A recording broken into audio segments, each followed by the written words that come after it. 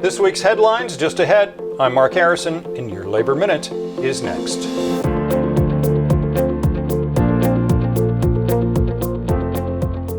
It seems the winning economy that was making America great again wasn't so great as early as last February, which is when the National Bureau of Economic Research says the economy officially entered the current recession.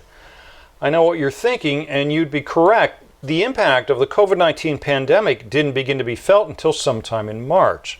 So, while the pandemic made the economic situation far worse than it would have been, it seems the booming Obama economy did indeed end under the Trump administration.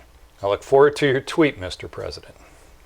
Citing an economic emergency, which we now know the president began in February, Mr. Trump has directed federal agencies across the government spectrum to waive regulations designed to protect workers and consumers. The decree is a bit open-ended with vague language that says if it burdens the economy, well, just stop enforcing it. The Labor Department jumped at this, citing worker protections in a broad brush to be burdensome, including some safety and environmental regulations and how businesses report paid sick leave. Legal scholars are disputing the president's power on this one. Again, really, no kidding. Millions of Americans have now skipped payments on cars, credit cards, and rent and mortgage in what NPR referred to as a tidal wave of defaults and evictions soon to come. This tragic situation for far too many of us portends a serious drag on the economy going forward and tremendous hardships on so many individuals and families. And sadly, Congress does not appear to be moving to help anybody very soon. The NLRB has taken advantage of the pandemic to redefine the solicitation rule in the workplace, saying that conversations between workers about unionizing should not be allowed. The ruling will allow corporations to now write work rules prohibiting those conversations and making doing so a fireable offense. And ironically, it's just such a ruling that makes unions even more necessary in the workplace.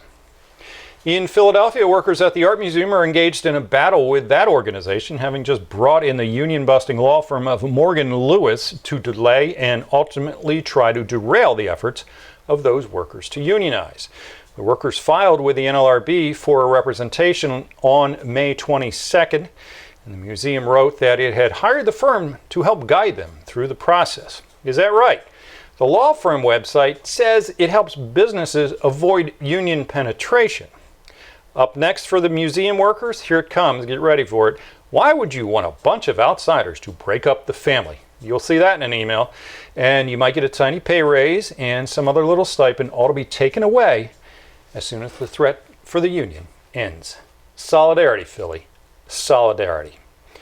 And finally, a major study finds that the United States is an oligarchy. I know, we were as shocked as you. For those who don't know, an oligarchy is defined as a small group of people having control of a country, organization, or institution.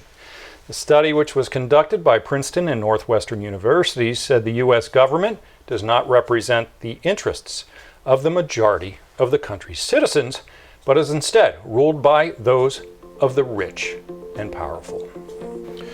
Remember to visit us at thelabornetwork.com and to follow us on all your favorite social media sites, including Facebook, Twitter, TikTok, YouTube, Instagram, and Stitcher. I'm Mark Harrison with your Labor Minute.